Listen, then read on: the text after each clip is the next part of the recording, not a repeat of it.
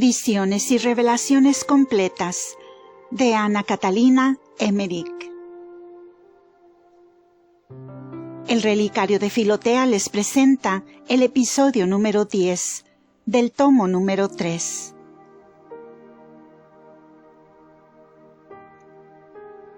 Delante de las puertas de la ciudad se cruzan varios caminos, y allí se ven diversos albergues. Jesús entró con sus discípulos y se dirigió a la sinagoga, donde ya estaban reunidos muchos oyentes. Había fariseos, escribas y doctores.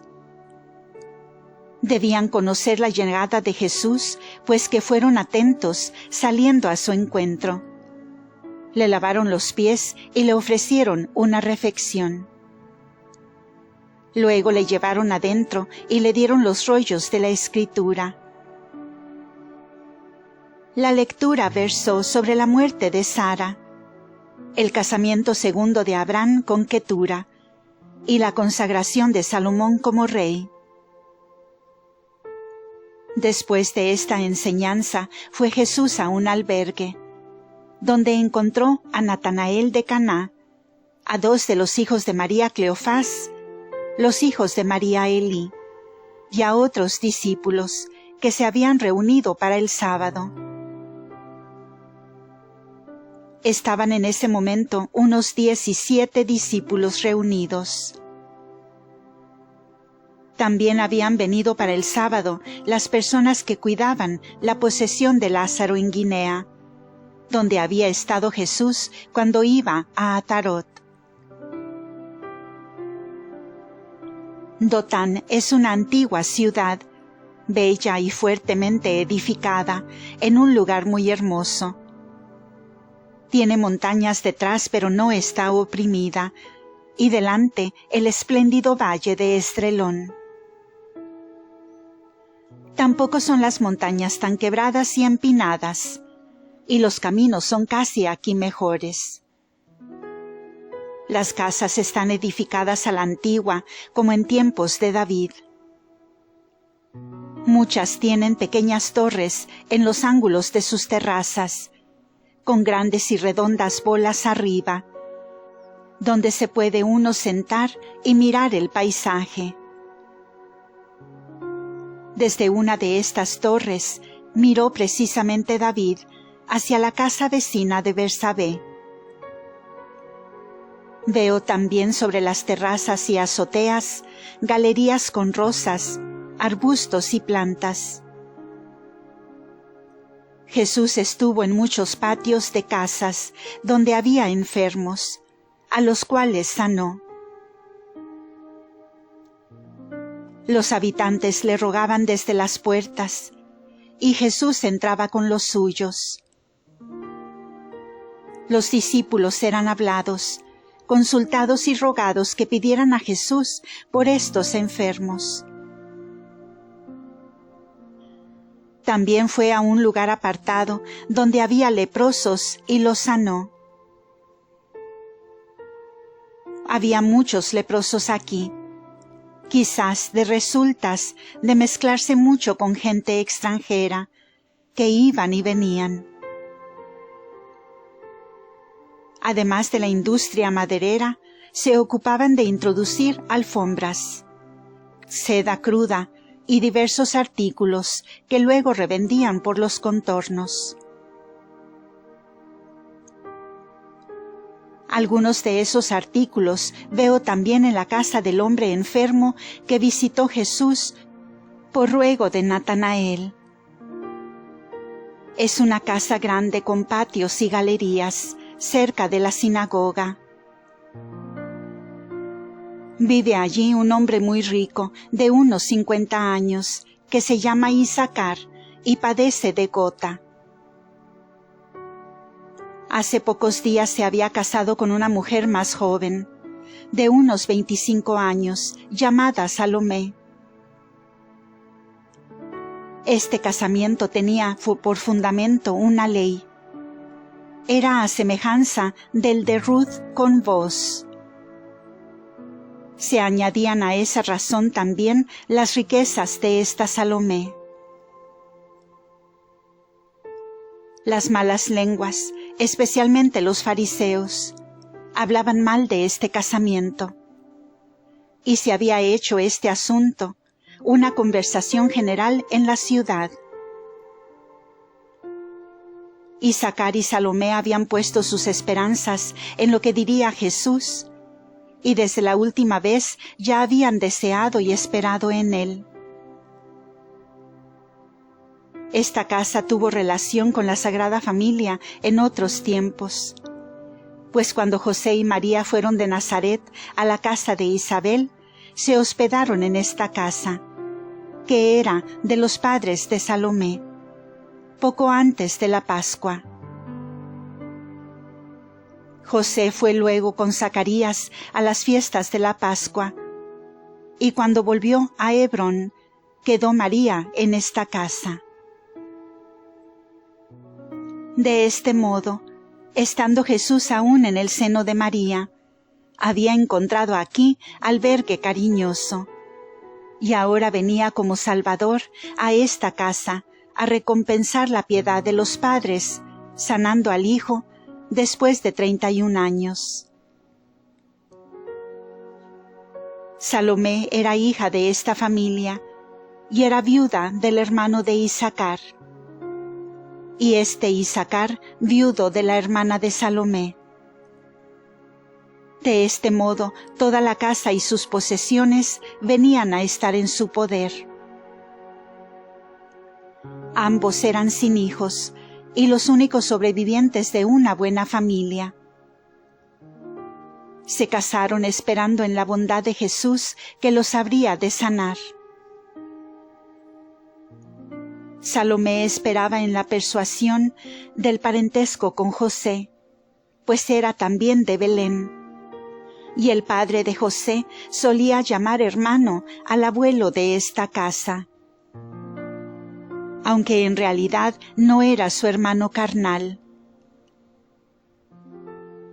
Entre sus ascendientes tenían a alguno de la familia de David, que según recuerdo fue también rey. Su nombre me suena como Ela. Debido a esta antigua amistad fue que María y José se albergaron aquí.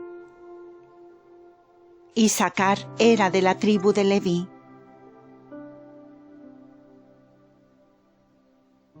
Cuando Jesús llegó a esta casa, le salió al encuentro Salomé con sus criadas y siervos. Se echó a sus pies y le pidió la salud de su marido. Jesús entró con ella en la pieza del enfermo, que estaba todo envuelto en su lecho. Era gotoso y de un lado estaba como insensible y sin movimiento. Jesús lo saludó y le habló cariñosamente. El hombre se sintió muy conmovido y se mostró muy amigable, a pesar de que no podía levantarse. Jesús oró, le tomó de la mano y se levantó. Entonces se incorporó el hombre, se cambió de ropa y se puso de pie, junto a su lecho. Luego él y su mujer se echaron de rodillas ante Jesús. Los exhortó, los bendijo, les prometió descendencia, y saliendo de la pieza con el hombre y la mujer, se fue a donde estaban los siervos y criados de la casa, que recibieron un gran contento. Esta curación quedó hasta esta hora en secreto. Isaacar invitó a Jesús a entrar y albergarse en su casa con todos sus discípulos, y a la comida con todos los suyos después de la enseñanza que tendría en la sinagoga. Jesús aceptó la invitación. Fue a la sinagoga donde enseñó. Hacia el fin de la enseñanza comenzaron los fariseos y saduceos a disputar con él. Se había llegado a la lectura del casamiento de Abraham con Ketura, y así se vino a hablar del matrimonio. Los fariseos trajeron a colación el matrimonio de Isacar con Salomé, y decían que era una locura que un hombre tan enfermo casara con una mujer joven. Jesús les dijo que éstos habían obrado según la ley. ¿Cómo podían ellos, que se daban por tan observantes, reprender este hecho? Ellos replicaron que cómo podía él mantener en este caso la ley, siendo que no podían tener sucesión y bendición, que este casamiento era solo un escándalo. Jesús les respondió: su fe les ha traído la bendición. ¿Querrían ellos acaso poner límites a la omnipotencia de Dios? ¿No han contraído matrimonio acaso para cumplir la ley? Conforme el hombre esperó en que Dios le podía ayudar, hizo perfectamente. Añadió algo más: ¿no es esto lo que a vosotros escandaliza? Esperabais que esta familia muriese sin sucesión, y así pasasen los bienes a vuestras manos. Recordó a otras personas piadosas que esperaron en Dios y fueron recompensadas con descendencia, y habló todavía muchas cosas sobre el matrimonio. Los fariseos enmudecieron.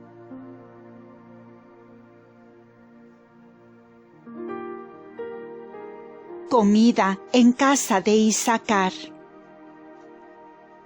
El apóstol Tomás.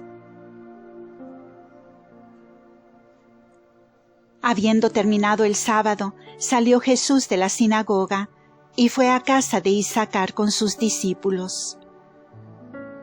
Isacar se sentó con Jesús y sus discípulos y parientes a una mesa, y la mujer servía.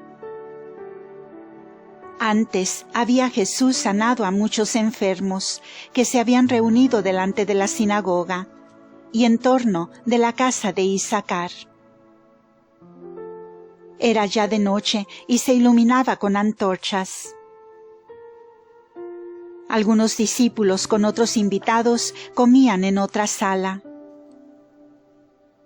Estaban entre otros Judas Iscariote, Bartolomé y Tomás, con un hermano suyo y un hermanastro. Tenían otros 2 hermanastros. Habían venido desde Afeque a 7 horas y se albergaban aquí, donde Tomás era muy conocido por sus negocios. Tomás no había hablado aún con Jesús, sino solo con los conocidos que tenía entre los discípulos. Era lo contrario de ser insinuante o entrometido. También Santiago el menor había venido desde Cafarnaúm para el sábado, y otro Natanael, hijo de la viuda Ana, una hija de Cleofás, que vive ahora junto a Marta en Betania. Era el menor de sus hijos ocupados en la pescadería de los Zebedeos. Tenía unos 20 años de edad, manso y amable, y tenía mucho del carácter de Juan el Evangelista. Había sido educado en la casa de su abuelo Cleofás, y lo llamaban el pequeño Cleofás, para distinguirlo del otro Natanael. He oído esto hoy cuando el sábado Jesús dijo: «Llamadme al pequeño Cleofás», es decir, a Cleofás el menor.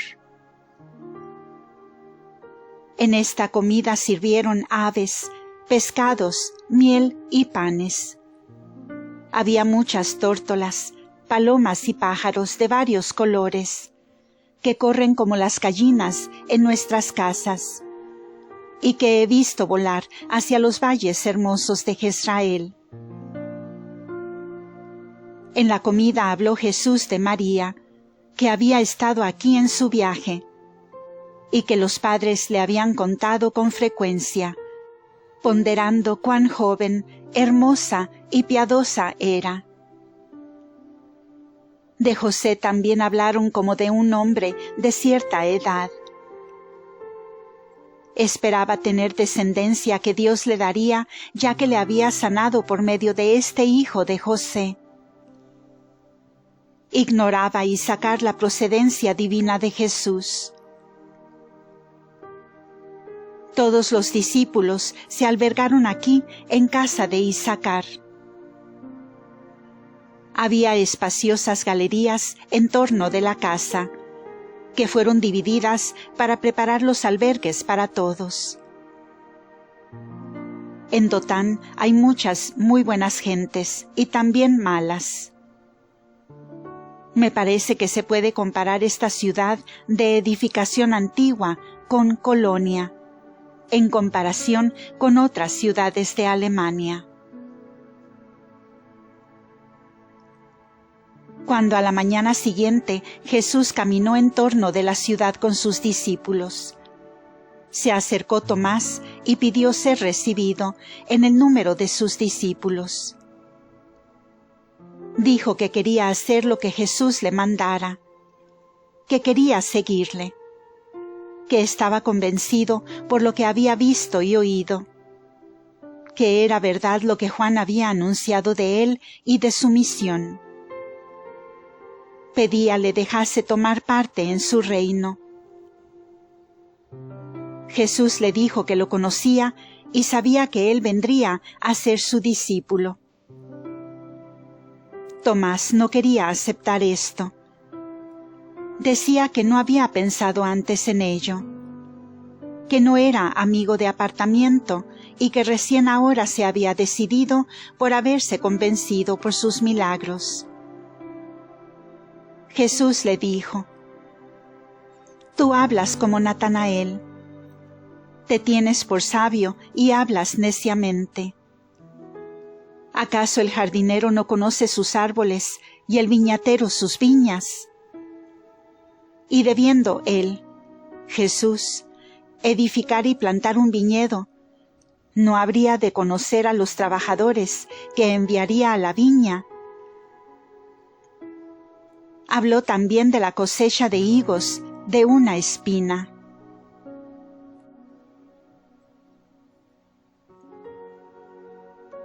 Mensajeros de Juan Bautista.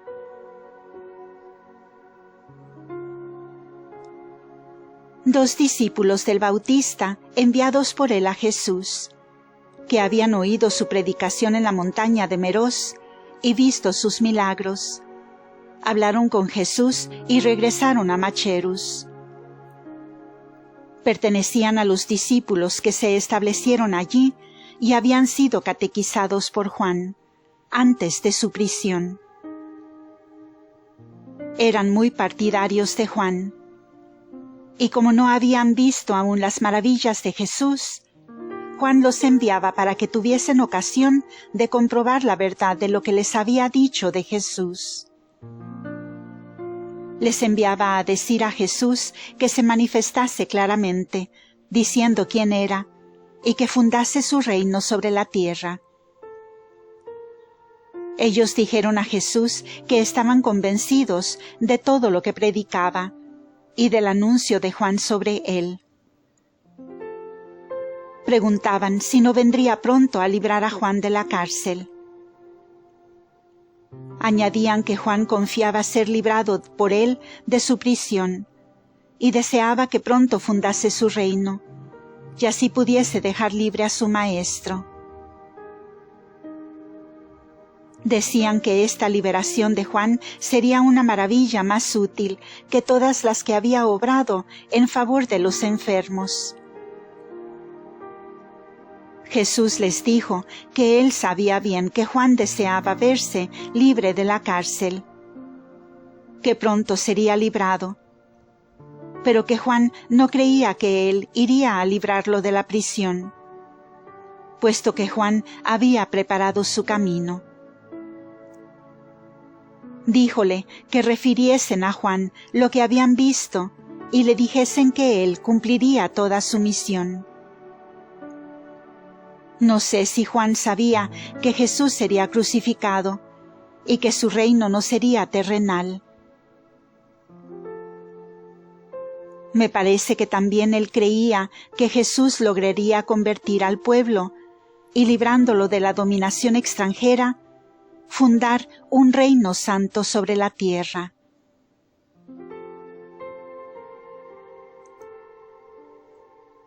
Fin de este episodio. Continuará.